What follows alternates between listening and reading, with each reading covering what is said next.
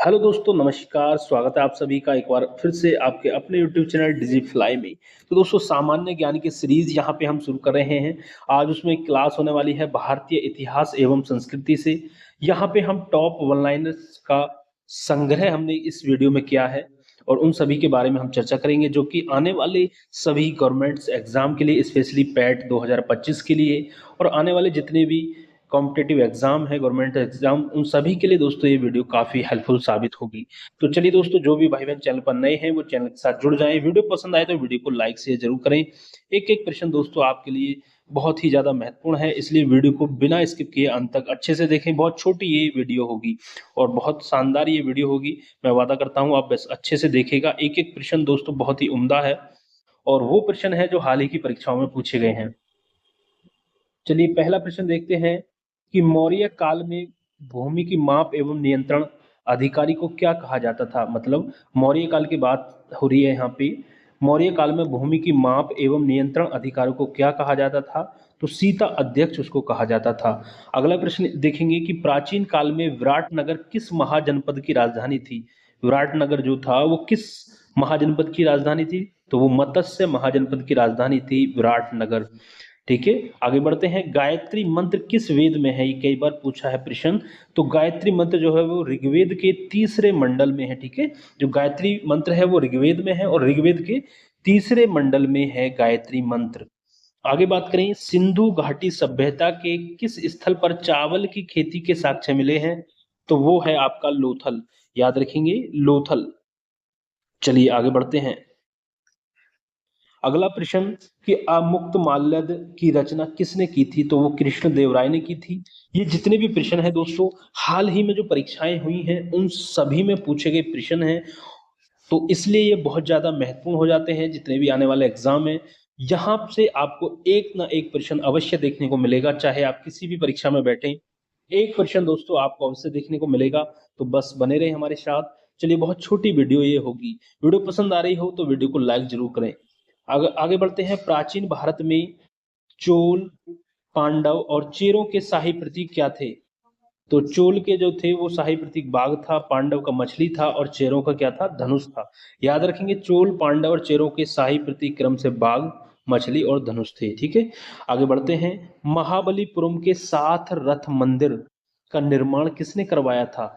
तो जो महाबलीपुरम का मंदिर है, सात रथ मंदिर, उसका निर्माण जो है नरसिंह वर्मन ने करवाया था। याद रखेंगे, नरसिंह वर्मन ने। सात रथ मंदिर ये कहाँ है? महाबलीपुरम में है।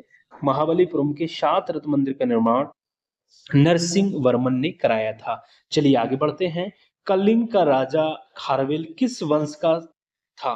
ये पूछा है, जो कलिंग के राजा थे खारवेल, वो किस वंश से थे? तो ये चेदी वंश से थे। याद रखेंगे, चेदी वंश से थे। तो जितने भी प्रश्न हैं दोस्तों अच्छे से तैयार कर लीजिएगा, क्योंकि यहाँ हमारा उद्देश्य है सिर्फ और सिर्फ आपको अच्छे नंबर दिलाना है कॉम्पिटिटिव एग्जाम में। इसलिए हम आपके लिए बहुत जल्द नई से नई वीडियो आपके लिए लाते हैं और ये वीडियो ऐसी होती है जिसमें शानदार कंटेंट होता है, बस आपको देखना है अच्छे से। आगे बात करें, महाराष्ट्र में वारकरी संप्रदाय, महाराष्ट्र में वारकरी संप्रदाय की स्थापना किसने की थी? तो संत तुकाराम ने की थी। याद रखेंगे, किसने? संत तुकाराम ने। आगे बात करें, नील दर्पण पुस्तक किसने लिखी थी? तो नील दर्पण पुस्तक दीन बंधु मित्र ने लिखी थी। किसने लिखी थी? दीन बंधु मित्र ने लिखी थी। चलिए आगे बढ़ते हैं। अगला प्रश्न आपके सामने, एलोरा और एलिफेंटा के स्थल किस काल के हैं? तो ये राष्ट्रकूट काल के हैं। याद रखेंगे, किस काल के हैं? राष्ट्रकूट काल के हैं। आगे बात करें, प्रागैतिहासिक काल के किस स्थल से मनुष्य के साथ कुत्ते का दाह संस्कार करने के साक्ष्य मिले हैं? बुर्जहोम। वेरी वेरी इंपोर्टेंट प्रश्न।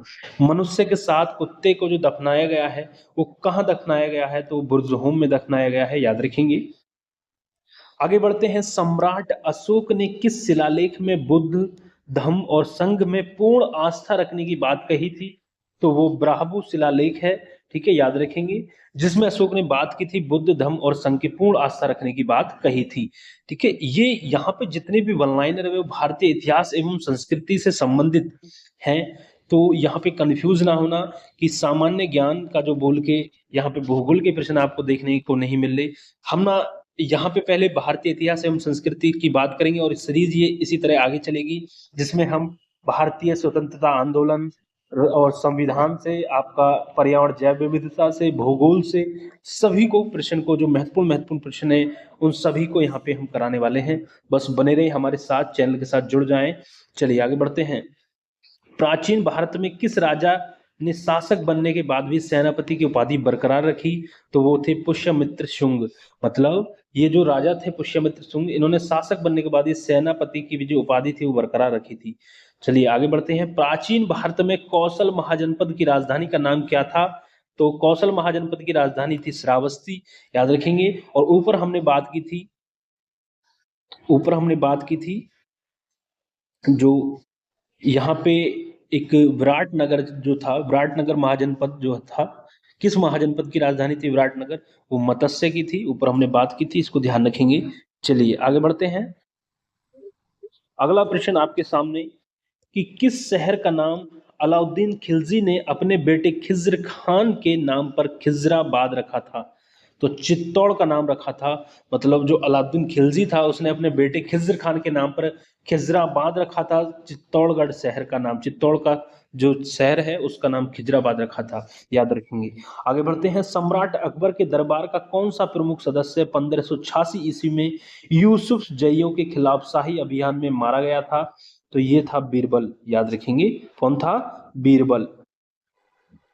ठीक है। और बीरबल का बचपन का नाम क्या है, ये आपको कमेंट करके बताना है, बीरबल के बचपन का नाम। चलिए आगे बढ़ते हैं। दसवंत और बसावन किस शासक के शाही दरबार के दो महान चित्रकार थे? तो दसवंत और बसावन जो थे वो सम्राट अकबर के शाही दरबार में दो महान चित्रकार थे। अगला बात करें, नादिर शाह के भारत पर आक्रमण के समय दिल्ली में मुगल शासक कौन था? तो मोहम्मद शाह था, याद रखेंगे। नादिर शाह के भारत पर आक्रमण के समय दिल्ली में मुगल शासक कौन था? मोहम्मद शाह। चलिए आगे बढ़ते हैं। किस प्राचीन अभिलेख में सती प्रथा का पहली बार उल्लेख मिलता है? किस प्राचीन अभिलेख में सती प्रथा का पहली बार उल्लेख मिलता है? तो वो है एरण अभिलेख 510 ईस्वी। एरण अभिलेख में सती प्रथा का पहली बार उल्लेख मिलता है। आगे बात करें, मौर्य राजा बिंदुसार के शाही दरबार में डायनोसियस को राजदूत के रूप में किसने भेजा? तो मिस्र के टोलेमी फिलाडेल्फस ने भेजा, याद रखेंगे। अब बात करें विस्तता और परसुणी नदियों के ऋग्वैदिक नाम क्या है? तो विस्तता का नाम है झेलम और परसुणी का नाम है रावी। ये पूछे गए प्रश्न है एग्जाम में, याद रखेंगे। चलिए आने वाले एग्जाम में ये देखने को मिलेंगे, एक दो प्रश्न अवश्य यहाँ से देखने को मिलेगा। चलिए ये और आपका यहाँ पे रिवीजन भी हो जाएगा कि कितनी चीजें आपकी तैयार हैं, कितनी चीजें आपको तैयार करनी बाकी हैं। चलिए आगे बात करें। तबकात ए नासरी के लेखक कौन थे? तो मिनहाज उस सिराज। कौन थे? मिनहाज उस सिराज। दोस्तों वीडियो पसंद आ रही हो तो वीडियो को लाइक जरूर कर दीजिएगा और कमेंट दोस्तों जरूर करिएगा कि कैसी लगी वीडियो, आपको कमेंट करके बताइएगा ताकि हम इस सीरीज को कंटिन्यू करें। चलिए आगे बढ़ते हैं। बंगाल के किस शासक ने अपनी राजधानी ढाका से मुर्शिदाबाद स्थानांतरित की? तो वो थे मुर्शिद कुली खान। कौन थे? जिन्होंने, बंगाल के शासक थे मुर्शिद कुली खान, इन्होंने अपनी राजधानी ढाका से मुर्शिदाबाद स्थानांतरित की। आगे बात करें, मुगलों पर आक्रमण करने वाला पहला मराठा पेशवा कौन था? तो पेशवा बाजीराव फर्स्ट था। मुगलों पर आक्रमण करने वाला पहला मराठा पेशवा बाजीराव फर्स्ट था। किस मुगल शासक को शाह ए दर बेखबर भी कहा जाता था? किस मुगल शासक को शाह ए बेखबर भी कहा जाता था? बहादुर शाह प्रथम को कहा जाता था, ये ध्यान रखेंगे। चलिए आगे बढ़ते हैं। अगला प्रश्न है आपके सामने कि दिल्ली सल्तनत के किस सुल्तान ने स्वयं को खलीफा घोषित किया था? तो वो थे सुल्तान मुबारक खिलजी। कौन थे? सुल्तान मुबारक खिलजी थे जिन्होंने अपने आप को स्वयं को खलीफा घोषित किया था, याद रखेंगे। चलिए आगे बढ़ेंगे। किस विजयनगर शासक ने अपनी सेना में 10,000 मुस्लिम धनुर्धारियों की भर्ती करके अपनी सैन्य स्थिति मजबूत करने का प्रयास किया? तो वो थे राजा देवराय द्वितीय थे। इन्होंने क्या प्रयास किया? 10,000 मुस्लिम धनुर्धारियों को भर्ती करके जो है सैन्य स्थिति को मजबूत करने का प्रयास किया था विजयनगर शासक राजा देवराय द्वितीय ने। तो दोस्तों यहाँ पे हम इधर उधर की बात कम करेंगे इन सीरीजों में, क्योंकि ये रिवीजन सीरीज हैं, बहुत ही कम समय में बहुत ज़्यादा रिवीजन करने की कोशिश यहाँ रहेगी हमारी। और जो प्रश्न महत्वपूर्ण है और जो अच्छे उम्दा प्रश्न हैं उनका समावेश हमने इसमें किया है। तो बस अच्छे से देखते रहें। वीडियो पसंद आए तो वीडियो को लाइक करना ना भूलें। चैनल पर नए हैं तो चैनल के साथ जुड़ जाएं, क्योंकि यहाँ पे हम आने वाले पैट एग्जाम की तैयारी कर रहे हैं और उन्हीं के लिए, पैट एग्जाम के लिए स्पेशल ये क्लास है, ये सीरीज है जो हमने चलाई है, शुरू की है, क्योंकि समय बहुत कम बचा है। तो जहां से जो मिल रहा है अच्छी अच्छी चीजें उनको जरूर पढ़िएगा। चलिए आगे बढ़ते हैं। ऋग्वेद के किस मंडल में पुरुष सूक्त का वर्णन है? तो वो था 10वां मंडल, ठीक है। और तीसरे मंडल में क्या है? गायत्री मंत्र का उल्लेख है, ये हमने बात की थी। आगे बात करें, किस मुगल सम्राट ने विलियम हॉकिंस को अंग्रेज खान की उपाधि दी थी?